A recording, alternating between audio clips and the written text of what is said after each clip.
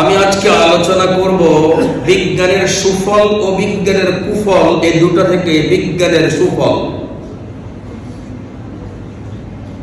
বিজ্ঞানের সুফলও আছে, বিজ্ঞানের কুফলও আছে। যেমন আমাদের দেশে মাল বহনকারী বর্তমানে ট্রাক রয়েছে।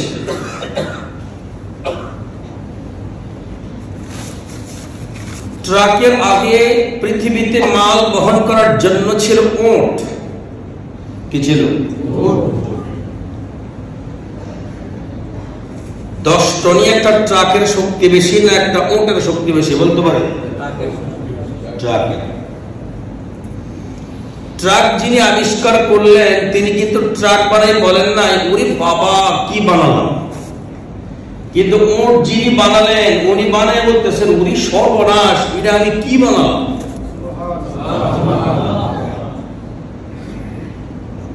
ট্রাকওয়ালা কি বলতে পারছে এটা কি বানাইছে? কিন্তু উট বানানোওয়ালা বলছে সর্বনাশ, এটা আমি কি বানাইছি। কোরআন খোলেন দেখেন কি বলেন, أفلا ينظرون إلى الإبل كيف خلقت وإلى السماء كيف رفعت وإلى الجبال كيف نصبت وإلى الأرض كيف سطحت فذكر إنما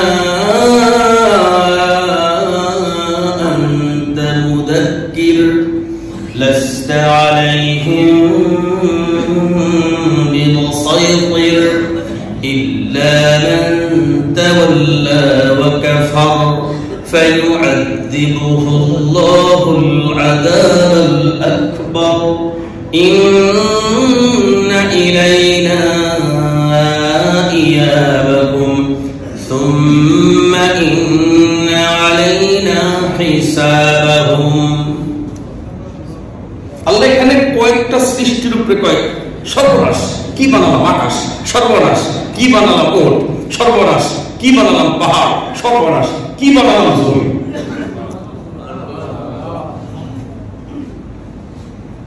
ট্রাকওয়ালা তো বলতে পারেন এই সর্বনাশ আমি এটা কি বানালাম, আবিষ্কার তো সেও করেছে। তো এই যে আয়াত পড়লাম প্রথমেই আল্লাহ বলেছেন ইবিল, ইবিল মানে উট। আল্লাহ ডাক দিয়ে বলেন তোমরা তাকায় দেখো, গবেষণা করো আমার উটে আমি এটা কি বানাইছি। এই যে ইয়ানজুরুনা শব্দ ওলামায়ে কেরাম তো সব বাড়ি দিয়েছে গাইজ কথা কইয়া, এই কতটুকু মজা পাবো আল্লাহ জানে। আমার আজকে কোনো প্রিপারেশন নেই, চিন্তা করছিলাম ঈদের পরে না আয়া সারবো, ওই যে ছুটি দেয় না দেখছেন তো চিন্তা দেখতে আমার সব ছুটি বন্ধ।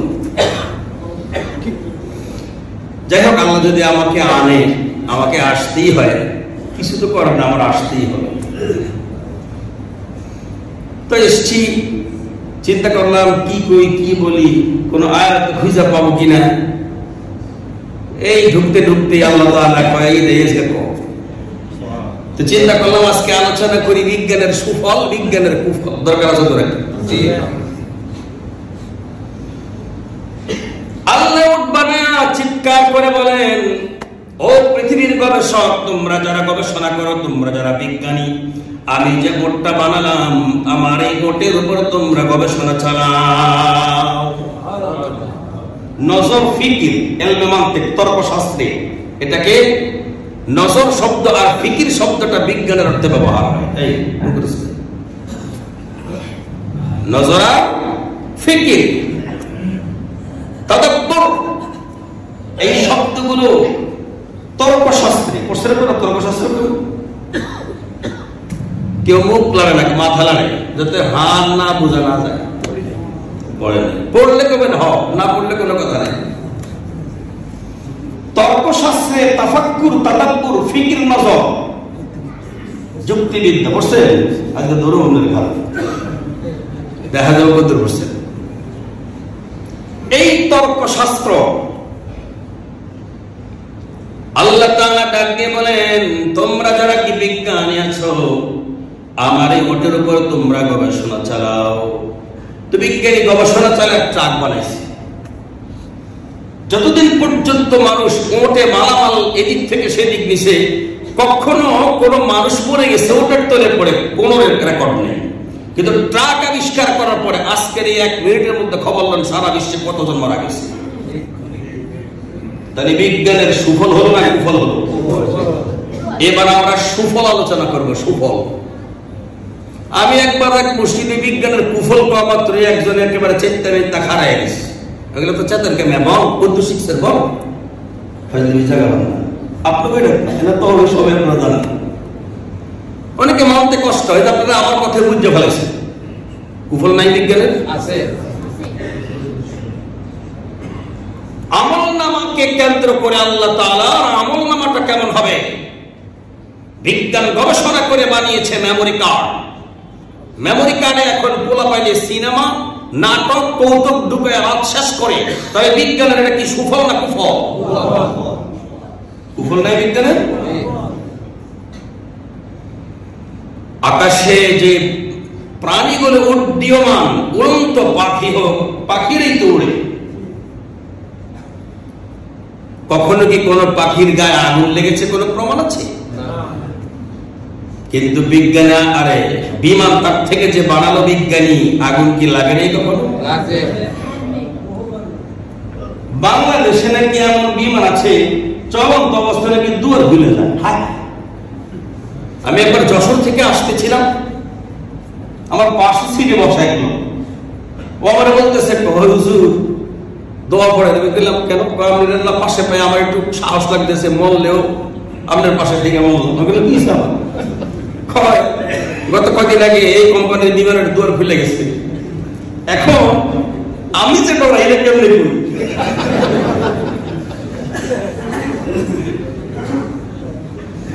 আমি আর পারি আর বলি যে বিমানওয়ালা আমার নাম আমি এখান থেকে হাইটে হইলাম।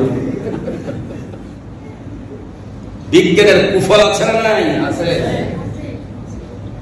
তবে আজকে আলোচনা করব বিজ্ঞানের সুফল। পবিত্র মাহে রমজান 1 মাস না 1 বছর, পুরা কম্পিউটারের ডিসপ্লেতে কোন একটা কাজ করার পরে এটাকে মিনিমাইজ করে ছোট করে পাশে বসায়া রাখা যায়। কি মিনিমাইজ করে এটাকে পাশে কোণায় বসায়া এরপরে আপনি আপনার ডিসপ্লেতে ওটা চায়া চায়া ভিন্ন কাজ করতে পারবেন। একটু আবিষ্কারের কারণে আমি আপনাদেরকে মিনিমাইজ শব্দটা বলতে পেরেছি। যদি কম্পিউটার আবিষ্কার না হতো, মিনিমাইজ শব্দটা যদি পরিভাষায় না আসতো, আমি এই শব্দটা বলতে পারতাম না।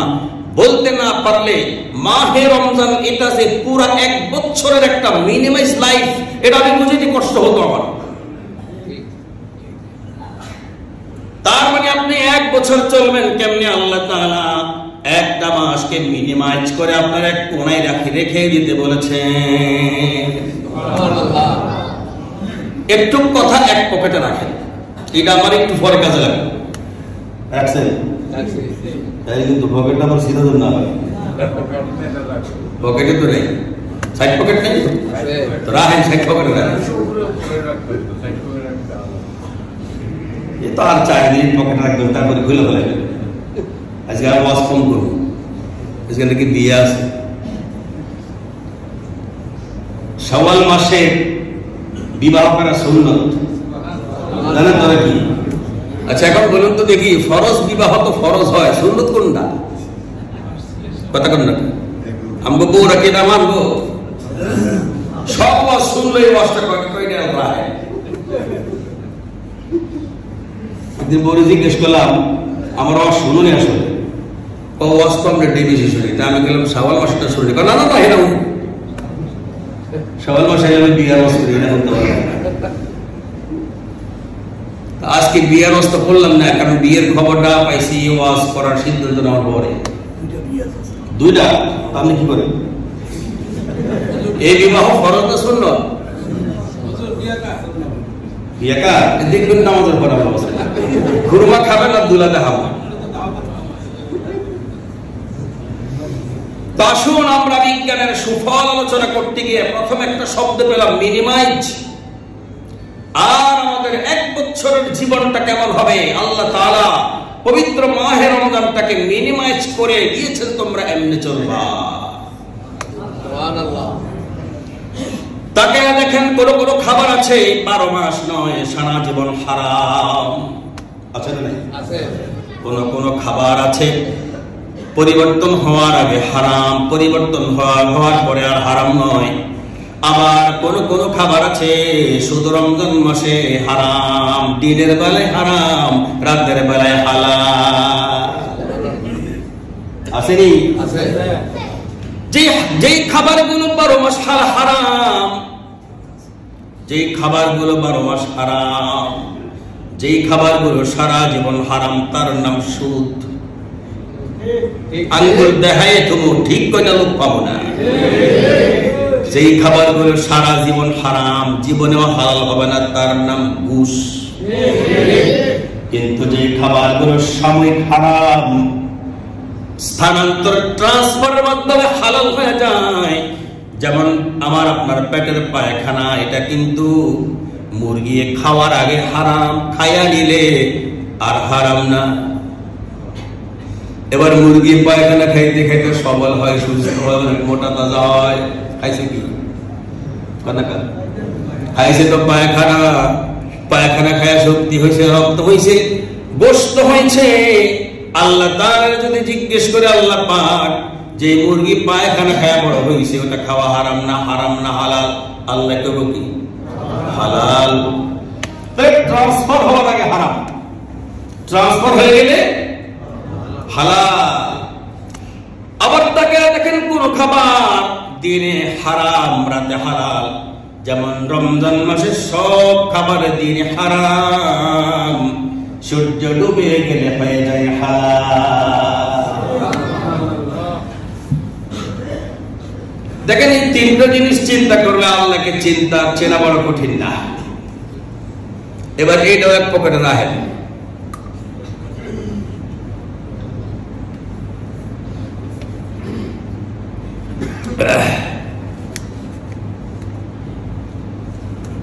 হযরতে জুনায়েদ বাগদাদী রাহমাতুল্লাহ আলাইহি নাম শুনছেন? ওলি আল্লাহকে কথা শুনতে তো সবাই চায় না, যারা শুনতে চান এবার একটু শুনে দেখে কি সুন্দর হাতটা দেখান। আল্লাহু আকবার। মাশাআল্লাহ। সবাই সবসময় শুনবেন, এতে নিজের জীবনে ফায়দা হবে। আল্লাহ কোরআনে ওই কথাই বলছেন, যারা ওলি আল্লাহ ওদের মতো চলবে। ফাতিহা সূরা ফাতিহা একবারে স্পষ্ট। কিন্তু আলেম ওলামা নাই, খালি মাঠে বল দিতে চাই না, এটা আলেম ওলামার সমাজে বলেছিলাম। আল্লাহ যে কোরআনে বলেছেন সিরাতাল্লাযীনা আন'আমতা আলাইহিম, অর্থ হলো কোরআন আর হাদিস মানলে হবে না, যারা কোরআন হাদিস মানছে তা করে মানতে হবে। আজকে খালি মাঠে বল দিতে চাই, এটা আগের ওয়াজ বলছি। আগে যখন ওলামায়ে কেরাম ভরপুর থাকে, আলহামদুলিল্লাহ আমার এই বনশ্রীতে আপনারা জানেন কতটুকু জানি না, মাদ্রাসার ম্যাক্সিমাম উস্তাদরা আমার এখানে জমা পড়ে। আল্লাহ শুকর, এটা আমি শুকর আদায় করি। শুধু এখানে না, এই মসজিদ থেকে আসা থেকে কলওয়ালা পাড়া মসজিদে ছিলাম, আশপাশের মাজাহিরুল উলুমের ছাত্রদেরকে মুসলিম করতে এবারটা পরে পিছিয়ে যান। এটা আমার আল্লাহ শুকর আদায় করি, আলহামদুলিল্লাহ। মাদ্রাসার ওস্তাদরা আমার এখানে খরচ পায়, ছাত্ররাও পায়। কি পায় না? আমি শুধুই জনগণের ওয়াজ করি, আমি ক্লাসের পড়াও পড়াই, অনেক তাফসীর এমন পড়াই যেগুলো ছাত্ররা ক্লাসেও বুঝে না। আল্লাহ শুকর। এটা কোনো বলা অহংকার করে বলছি না। দীর্ঘ 24 বছরের শিক্ষকতা আর ময়দান আর মসজিদ আমার তিনটাই একরকম। এটা আমি চেষ্টা করি যেন প্রত্যেকেই কিছু না কিছু পায়।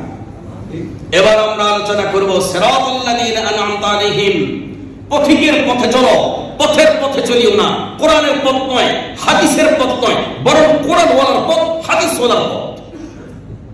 আল্লাহ বলছে এমনি দোয়া করো, সিরাতাল্লাযীনা আন'আমতা আলাইহিম, যেই পথিকেরা আমি পুরস্কার দিয়েছি তোমরা সেই পথিকেরা দোয়া করো, ওই পথে চলার দোয়া করো। বাহ বাহ, কত কঠিন জিনিসকে কত সহজ করে বুঝতে চাই আমরা, যে সরাসরি কোরআনে আমল করবো। আমি একটা দিলে চিত হয়ে থাকে ব্যাঙের মতো, তার আমল করে দেখা না পারে, দেখাই চিত হয়ে থাকে ব্যাঙের মতো। কিন্তু তখনই মূল মানতে হবে যখনই ইমাম আবু হানিফার কাছে যাব মানাটা সহজ হবে, মালিকের কাছে যাব মানাটা সহজ হবে, আহমদ ইবনে হাম্বলের কাছে যাব মানাটা সহজ হবে, শাফিঈর কাছে যাব মানাটা সহজ হবে। ওদেরকে আল্লাহ তাআলা এই কোরআনের বিশেষ জ্ঞান দান করেছে।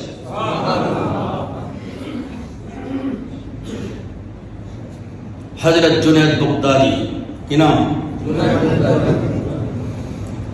তারা জিজ্ঞেস করে জান্নাত কত দূর? জান্নাত রমজানে কিন্তু আমরা জান্নাত কত দূর আলোচনা করছিলাম, মনে আছে আপনাদের? দুনিয়া থেকে প্রথম আসমান 500 বছর পথ, আবার আসমানের পরিধি এতটুকু, এইভাবে 7 আসমানের দূরত্ব, শেষ জান্নাত শুরু, তার উপরে আল্লাহর আরশ। সারা জীবন মনে রাখবেন,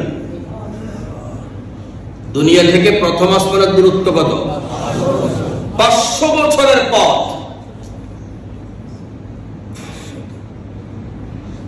এরপরে যা আকাশটা কত মোটা, এই দূরত্ব এইভাবে দ্বিতীয় আসমান দূরত্ব একবার 7 আসমান পর্যন্ত, তার উপরে জান্নাত, তার উপরে আল্লাহর আরশ। তার মানে আল্লাহ তাআলা তার আরশের প্রতিবেশী বানাইছে জান্নাত।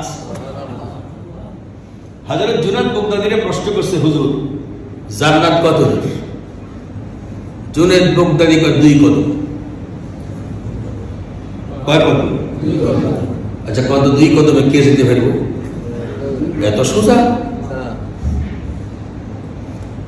তো আরেকজন মৌলবী সাহেব জিজ্ঞেস করছে, যারা ওলি আল্লাহ বলতে অনেক কিছু বুঝে না, তাসাউফ বিশ্বাস যারা করে, সোজা কথা বুঝে না, জান্নাত কত দূর? তো হ্যাঁ বুঝাইছি, হ্যাঁ তো ঠিক, কিন্তু যে এই দুনিয়া থেকে আসমান কত, আসমানের পরিধি কত, ঠিক 7ম আসমান পর্যন্ত কত। আর বিজ্ঞানীরা বলছে এই পর্যন্ত আসমানে নেই, দেয়ার ইজ নো স্কাই, আসমানে নেই। তার মানে ওরা খুঁজে পায় নাই। ওই যে বউর হাত ছোট, কলসের তলা বেশি, তলা অনেক বেশি। এখন বউরে শাশুড়ি কইছেন না, ফুলটা কলসে পড়ে গেছে, খুঁজে আনো। এখন বউ যদি তলা লাগ না হয় তাহলে কি করবো? আম্মা কলসের তো তলা নাই। তো বিজ্ঞানী তো হে খাবো মতো। এখন বিজ্ঞানী বলছে আকাশ নাই, তাই বলি কি না, আকাশ তো আছে। এত সব দূরত্বের উপরে বুঝিয়েছে যে হ্যাঁ জান্নাত এত উপরে, তারটাও তো ঠিক। জুনায়েদ বাগদাদী বলছে 2 কদম। 2 কদম বলার পরে এবার সে ব্রেক দিয়ে দাঁড়ায় বলছে, হুজুর কেমনে 2 কদম? এখন বুঝে দিছে, বুঝে দেওয়ার পরে মুচকি হাসি চলে গেছে, মাশাআল্লাহ। আপনারা কি শুনবেন 2 কদম কেমনে? খালি শুনিয়ে দেবেন নাকি আজকে থেকে আমরা ইনশাআল্লাহ 2 কদমে জান্নাতে যেতে কে রাজি থেকে? আল্লাহু আকবার, আল্লাহ কবুল করে, আমিন। 2 কদম কেমনে? জুনায়েদ বাগদাদী বলে যে বাম পাওটা দিয়া তুমি তোমার নফসের গলায় পাড়া দিবা। তোমার এই বডিতে যে নফসটা আছে গুনাহের দিকে তোমারে বারবার দাওয়াত করে, তুমি যখন তোমার এই নফসের গলায় পাড়া দিবা বাম পাও দিয়া, ডান পাওটা দিয়া জান্নাতের গেটে পাড়া দিয়া ভিতরে ঢুইকা যাইবা। কত সহজ না? এক কথায় পুরো জান্নাতের বিবরণ শেষ। তার মানে যখনই আমার কাছে কোনো হারামের দাবি করবে, আমার নফস কোন গুনাহের দাবি করবে, আমি করবোটা কি? বাম পাওটা দিয়ে তার গলায় পাড়া দেব, তার পাড়া দিয়ে দাঁড়ায় থাকবো যে তুই চাবি মানে। আর যারাই নফসের গলায় পাড়া দিতে জানছে ওদেরকে আল্লাহ তাআলা হেদায়েতের পথ দেখায় আসছে, আলহামদুলিল্লাহ। এবার একটা ঘটনা শোনাবো আপনাদের 4 মিনিটে, শুনবেন ঘটনা? পিড়ারে থাক 3 জায়গায় 3 পুতলা রাখলাম, পরে আপনাকে মিলে দিতে, বাসা যেতে যেতে মিলাই নিয়ে। কিসে না না ও আমরা কালেকশন করছি আপনাদের থেকে, এই পোটলা এই পোটলা ওই পোটলা, পোটলা কালেকশন করছি না। আর নেন নেন করেন, এটা এখন সময় কাজে লাগে। আচ্ছা 3টা ফুট না যায় কইছি, এটা বুঝতে কোনো সমস্যা আছে না? নিয়ম করুন, শুনেন। হিন্দুস্তানে একজন বুজুর্গ ছিলেন হযরত আব্দুল কুদ্দুস গাঙ্গুহি। নামটা তো অবশ্যই শুনেছেন, হয়তো আমার মুখে আরো। হযরত আব্দুল কুদ্দুস গাঙ্গুহি রহমতুল্লাহি আলাইহি, তারই প্রতিবেশী ছিলেন হযরত রশিদ আহমদ গাঙ্গুহি। এই নামটাও শোনার কথা আপনাদের। রশিদ আহমদ গাঙ্গুহিকে বেশি ছিলেন উলামায়ে কেরাম। দারুল উলুম দেওবন্দের আলেমরা যখন দেওবন্দে পড়াইতেন, কোন একটা কিতাব পড়তে পড়তে 2-3 দিন পড়াইছে, ক্লিয়ার না, তখনই বলতো না জায়গা কই যাব, ওই গঙ্গু যাব। রশিদ আহমদ গঙ্গুহির কাছে গিয়ে বুঝা আসবো, তারপরে ক্লাসে ছাত্রকে পড়াবো। তো যাইতেন, যায়া হুজুরের চেহারা পর্যন্ত দেখাই ছিল বাকি, চেহারা দেখে আবার ফেরত চলে আসতেন। তো হুজুর ডাক দিতেন, এই যে হুজুর আপনারা আসছেন, কি কিছু কওয়া নাই, কজের লেগেছে, হয়ে গেছে।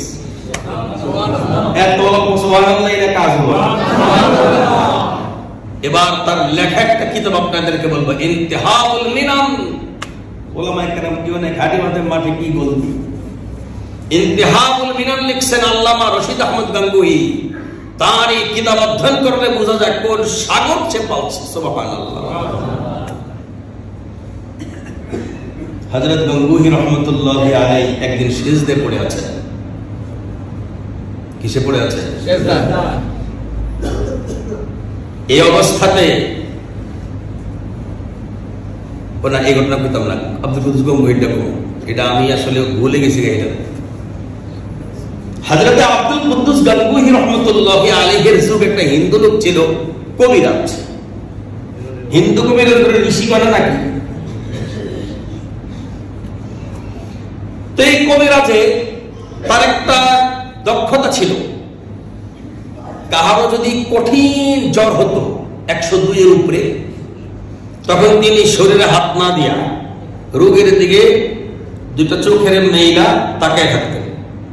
1-2 মিনিট তাকায় থাকতো, আর রোগীর শরীরের সবগুলো জ্বর তার চোখে ধারণ করত, করে আবার চোখগুলো বন্ধ করে আবার একটা মাটিতে গর্ত করত, ওই মাটিতে চোখগুলো মেলতো, মেইলা তারপরে করতো কি, চোখ থেকে পুরা জ্বরগুলো সব দাফন করত।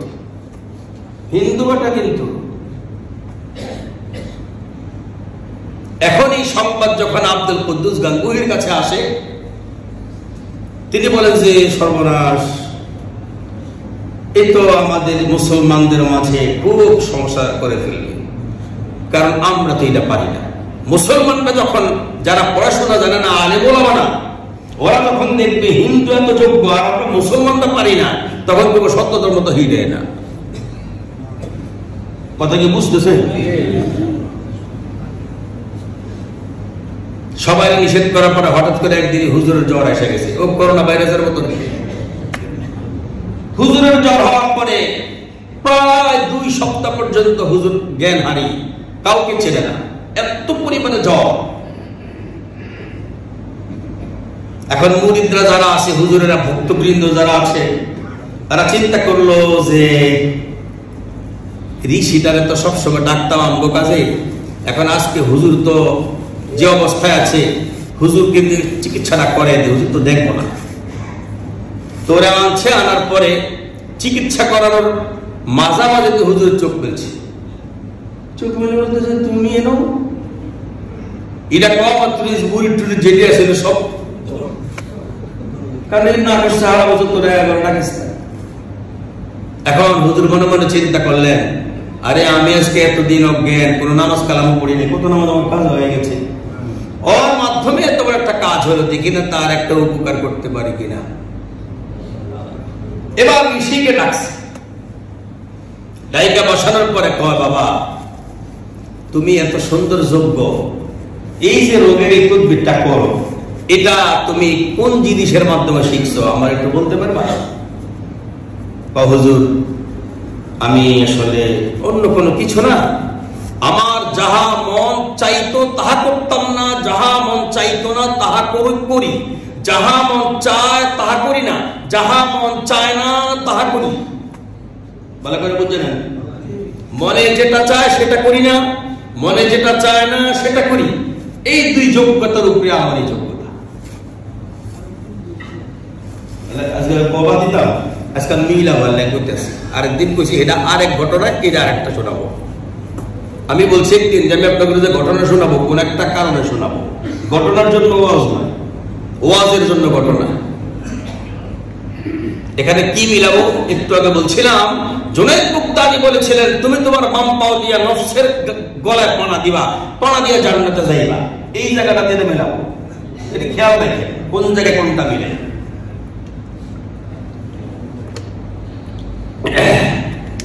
কি বলছে? যাহা মন চায় তাহা করি না, যাহা মন চায় না তাহা করি। তার মানে আমি আমার নফসের গলায় পানা দেই। কথা বলছেন? এটাই তো আমাদের জীবন। যাহা মন চাইবে তাহা করবো না, যাহা মন চাইবে না তাহা করবো। নামাজ পড়তে মন চাইবে না, করবো, নফসের গলায় পানা পড়বে। একটা গুনাহ করতে মন চাইবে, করবো না তো নফসের গলায় পানা পড়বে। একটু গুজরের জন্য এই ঘটনা শুনেছি, ঘটনা কি বারবার বলার জন্য নয়। এখন কি বুঝতে পারছেন? তখন আব্দুল কুদ্দুস গানগুহি বলেছেন, তোমার কি ইসলাম কবুল করতে মন চায়? ঋষি কি বলছিল? তখন তিনি বলছেন, তোমার যাহা মন চায় না তাহাই তো করো, আর যাহা মন চায় তাহা তো করো না।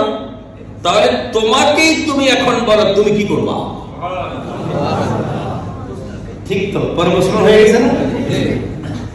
তা আমার এই ঘটনা বলার উদ্দেশ্যই ছিল, একটা হিন্দু যদি নফসের গলায় পানা দিয়া হেদায়েত পায়, একজন মুসলমান কি নফসের গলায় পানা দিয়ে কি জান্নাত পাবে না? এই জান্নাতের কথাই দাওয়াত করছে জুনায়েদ বাগদাদী, যে আমার হেদায়েত হলে তোমরা দুই কদমে জান্নাতে যাইবা। বাম কদমে নফসের গলায় পানা দিবা, আর ডান কদমে জান্নাতের গেটে পাড়া দিবা, দিয়া ভিতরে চলে যাইবা। এবার আমি আপনাদেরকে বলতে চাই, পবিত্র মাহে রমজানের পুরা সময়টা মিনিমাইজ করে আপনার এই বুকের এক জায়গায় রেখে দেন। দিনের বেলায় হালাল খাবার খান নাই। কেন খান নাই? বউয়ের ভয় নয়, সন্তানদের ভয় নয়, বাবা মায়ের ভয় নয়, সমাজের ভয় নয়, শুধু ভয় কার? ওই আল্লাহর ভয়ে। হালাল যে খাবারটা অল্প সময়ে হারাম ছিল, ওই হারামটা বর্জন করতে পারলাম, ওটা কি ওই পর্যন্তই শেষ, নাকি এটার পরেও আরো কথা আছে? হযরত রাসূল করিম সাল্লাল্লাহু আলাইহি ওয়াসাল্লাম 5 পর্যন্তই করি, 10। হযরত রাসূল করিম সাল্লাল্লাহু আলাইহি ওয়াসাল্লাম মুনাজাতে বলতেন, রব্বানা মা আরাফনাকা বিহাক্কি মারিফাতি। আল্লাহ তাআলা, আমি এখনো পর্যন্ত তোমার মারিফত পাইলাম না। কে বলতেন? নবীজি। আর আমাদের দেশে কিছু আছে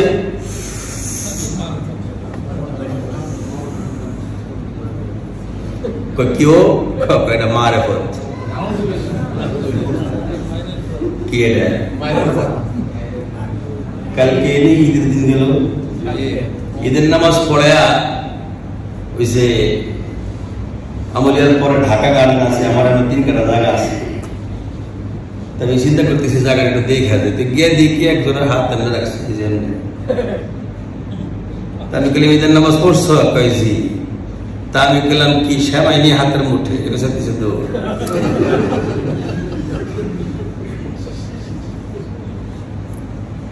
বুঝতেছেন না? পয়গম্বর বলেন, মা আরাফনাকা ইয়া রাব্বানা হাক্কা মারিফাতি। ও আমার রব, আমি আজও আপনার মারিফতের বাস্তবে পৌঁছতে পারলাম না।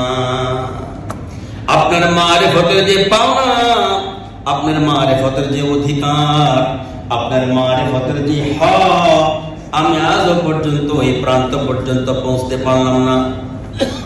আর আমাদের দেশের সবার মারিফত শেষ। তাহলে বুঝেন, তাহলে নবীর মারিফত আর এগো মারিফতের পার্থক্য আছে না? নাই? নবী বলছেন, মা আরাফনাকা ইয়া রাব্বানা হাক্কা মারিফাতি। রব আমার, আমি আজ পর্যন্ত আপনার সঠিক মারিফতে বুঝতে পারলাম না, আপনার মারিফতের যে হক ওই হক পর্যন্ত পৌঁছতে পারলাম না। আর এনারা বলতেছেন আমরা পুরো মারিফত আমাদের কমপ্লিট। কোন নামাজ পড়েন না, নামাজ পড়। আচ্ছা, কত দেখি আমরা ইয়াকিন থাকলে, ইয়াকিন থাকার কারণে নামাজ পড়ি নাকি ইয়াকিন না আসার কারণে নামাজ পড়ি? একমত? সবাই কি একমত? বাংলাদেশে নয়, শুধু সারা বিশ্বে একদল লোক আছে ওনাদের ইয়াকিন আইসা গেলে আর নামাজ পড়ে না। তো জানেন তো নাকি নামাজ পড়ে না কেন? ইয়াকিন চলে আসছে। কোরআনে আছে, কোরআন বুঝে তো দলিল দেয়। দলিল কি? ওয়া'বুদ রাব্বাকা, তুমি তোমার রবের ইবাদত করো হাত্তা ইয়াতিয়াকাল ইয়াকিন, ইয়াকিন আসা পর্যন্ত। তর্জমা ঠিক। তার মানে ইয়াকিন আসলে আর কি লাগবে না? ইবাদত লাগবে না। তো এই আয়াতের সাথে আমি কিন্তু আজকে আরেকটা আয়াত পড়ছি। জাহান্নামীদের প্রশ্ন করা হবে, তোমরা কেন জাহান্নামে? ওরা বলবে লাম নাকু মিনাল মুসাল্লিন, আমরা মুসল্লি ছিলাম না। আবার তারা বলবে ওয়ালাম নাকু নুতঈমুল মিসকিন, আমরা মিসকিনদের খানা খাওয়াতাম না। এই দুটো কাজ না করতে না করতে না করতে না করতে হঠাৎ একদিন মালাকুল মউত এসে বলতেছে তো সময় নাই। হাত্তা আতানাল ইয়াকিন, দেখেন এখানে তো ইয়াকিন, হাত্তা আতানাল, আর এই কথাটা বলতে দেন, হাত্তা আতানাল ইয়াকিন। তো দেখেন এই যে এখানে ইয়াকিন, যে হঠাৎ করে ইয়াকিন চলে আসছে, তো ওই বেটা ওই জায়গায় বুঝছে ইয়াকিন আইলে আর ইবাদত লাগে না। আর ওই বেটারে আল্লাহ তাআলা বুঝাইছে যে তোর ইয়াকিন চলে আসার কারণে এখন তুই কি অবস্থা। কত দেখি পরের আয়াতে ইয়াকিন অর্থ কি হবে? মৃত্যু। জাহান্নামীকে প্রশ্ন করা হবে, তুমি কেন জাহান্নামে? কয় আমি নামাজ পড়তাম না, আমি এতিমরে খাওয়াতাম না, হঠাৎ করে ইয়াকিন চলে আসছে। কি কোন অর্থ? হাত্তা আতানাল ইয়াকিন, হঠাৎ কি চলে আসছে? ইয়াকিন চলে আসছে। নামাজ পড়তাম না, খানা খাওয়াইতাম না, হঠাৎ ইয়াকিন চলে আসছে। আর এই বেচারা বলতেছে ইয়াকিন আসার কারণে নামাজ পড়ি না। আর ও বলতেছে নামাজ পড়তাম না, না পড়তাম না, পড়তে না পড়তে হঠাৎ ইয়াকিন চলে আসছে। তাহলে নামাজ পড়ার পর না পড়ার পরে ইয়াকিন আসে। আর এই বেচারা বলতেছে নামাজ পড়তাম পড়তাম ইয়াকিন আসছে, এখন আর পড়ি না। তার মানে ইয়াকিন অর্থ কি? ইয়াকিন কি?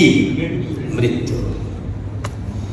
আল্লাহ ডাক দিয়ে বলেন তোমার ইয়াকিন চলে আসা পর্যন্ত তোমাকে ইবাদত করা লাগবে। ফেরেশতারা আল্লাহ পাকের কোনো অবাধ্য হয়েছে কখনো? না। কিয়ামতের দিন আল্লাহকে আর ডাকে কইবে রব্বানা সুবহানাক সুবহানাক, আল্লাহ তাআলাকে ডাক দিয়ে বলবে ফেরেশতারা, যে আল্লাহ মা আবাদনাকা হাক্কা ইবাদাতিক, আমরা আপনার দাসত্ব করতেই তো পারি না। অথচ ফেরেশতাদের বেলায় আল্লাহ কোরআনে বলছেন ফাইন্নাল মালায়েকা লা ইয়াসুনাল্লাহা মা আমারহুম ওয়া ইয়াফআলুনা মা ইউমারুন, যারা এক ইঞ্চি পরিমাণ আল্লাহর অবাধ্য হয় না, আল্লাহ যা বলে তাই করে, যা অর্ডার করে তাই করে, তার নাম ফেরেশতা। ওরা বলতেছে, ওরা কিয়ামতের দিন বলবে ইয়াকুলুল মালাইকাতু ইয়াউমাল কিয়ামা মা আবাদনাকা হাক্কা ইবাদাতিক, আল্লাহ আমরা তো আপনার ইবাদতের হক আদায় করতে পারিনি। ফেরেশতারা বলবে। এখন আমাদের বেলা কি হবে বলেন? রমজান মাসে যা আমরা করেছি এটা দিয়ে কয়দিন চলো, মাত্র রোজার মাসটা কাটাইলাম, ওরা সাপোর্টে কি 2-4 দিন একটু আনন্দ করা যায় না? বরঞ্চ যে ব্যক্তির ফজরের নামাজ কবুল হয়ে যায় ওই ব্যক্তির জোহরের নামাজ ছুটে না, যে ব্যক্তির জোহরের নামাজ কবুল হয়ে যায় ওই ব্যক্তির আসরের নামাজ ছুটে না, যে ব্যক্তির আসর কবুল হয়ে যায় ওই ব্যক্তির মাগরিব ছুটে না, যদি না ছুটে বুঝতে হবে আগের ওয়াক্তের নামাজটা কবুল হয়ে গেছে। রমজানের পর আপনি যদি দেখেন ইবাদত করতে ভালো লাগে তাহলে বুঝবেন রমজান মাস সবটুকু কবুল হয়ে গেছে। সুবহানাল্লাহ। আর আপনি দেখবেন আলহামদুলিল্লাহ, আমি বলি আমারটাও তো, আমিও তো আপনাদের মতো মানুষ। এখন এই ইবাদতের যে শান্তি আস্তে আস্তে দিন যেতে যেতে অনেকটুকু কমে যায় না? এই জন্য কি করতে হবে? মিনিমাইজ করে আমরা আমাদের রমজান মাসটাকে এক পাশে টাঙ্গায় রাখবো। পারবো তো ইনশাআল্লাহ। এটাই আজকের আমার আলোচ্য বিষয়, যে বিজ্ঞানের সুফল আমি আমার কম্পিউটার থেকে মিনিমাইজ করলাম পুরো 1 বছরকে 1 মাস। 1 বছরের জীবনকে কেমনে চালাবো, 1 মাসকে কেমনে চালালাম। ওয়া আখিরু দাওয়ানা আলহামদুলিল্লাহি রাব্বিল আলামিন।